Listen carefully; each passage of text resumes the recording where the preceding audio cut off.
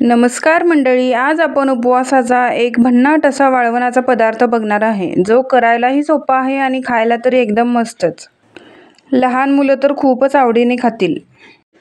तर इथे आपण 1 वाटी साबुदाण्यापासून हे उपवासाचे रिंग्स बनवणार आहे. त्यासाठी मी इथे 1 वाटी साबुदाणा घेऊन त्याला 2 वेळा स्वच्छ पाण्याने धुवून घेतले आणि त्यामध्ये आपण ज्याप्रमाणे खिचडीला साबुदाणा भिजवतो त्याप्रमाणेच भिजवून रात्रभर ठेवायचं आहे.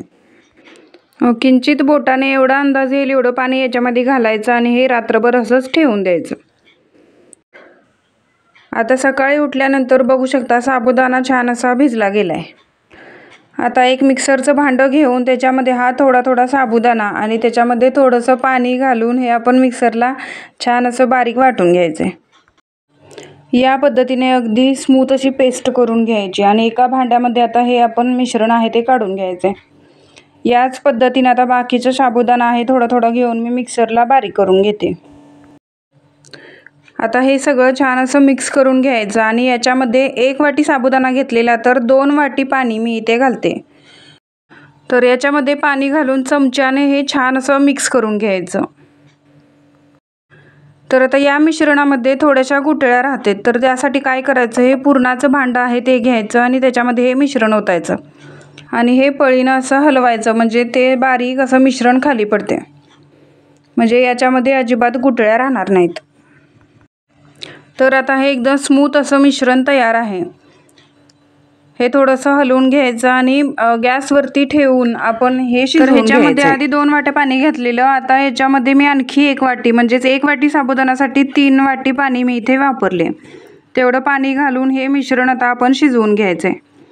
ह्याच्यामध्ये 1 चमचा म्हणजे चवीनुसार मीठ घालायचं आणि मंद गॅसवरती 4 ते 5 मिनिट हे मिश्रण छान असं शिजवून घ्यायचं.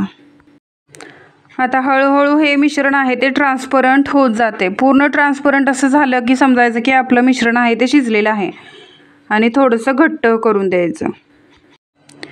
आता या पद्धतीने एवढं घट्ट असं मिश्रण आपल्याला तयार करायचं आहे आणि हे मी आता छोट्याशा भांड्यामध्ये थोडंसं काढून घेते आणि बाकीचं आहे ते झाकण ठेवून द्यायचं.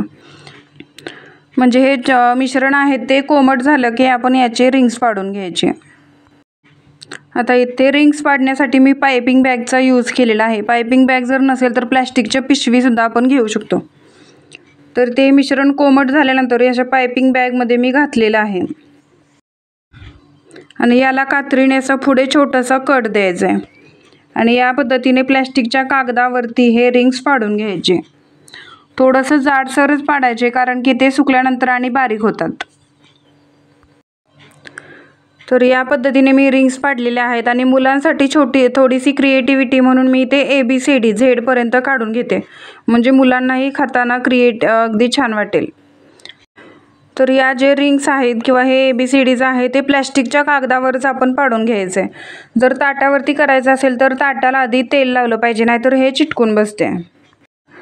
तर या पद्धतीने मी 1 वाटी साबुदाण्यापासून या मस्त अशा खूप साऱ्या रिंग्स पाडून घेतलेल्या आहेत आणि 2 दिवस छान अशा उन्हामध्ये वाळवायच्या. फॅन खाली जरी वाळवल्या तरी हे छान अशा सुकल्या जातात. तर आता मी इथे तुम्हाला थोड्याशा तळून दाखवते. तर तुम्ही बघू शकता छान अशा फुलल्या जातात आणि खायलाही एकदम मस्त टेस्टी लागतात.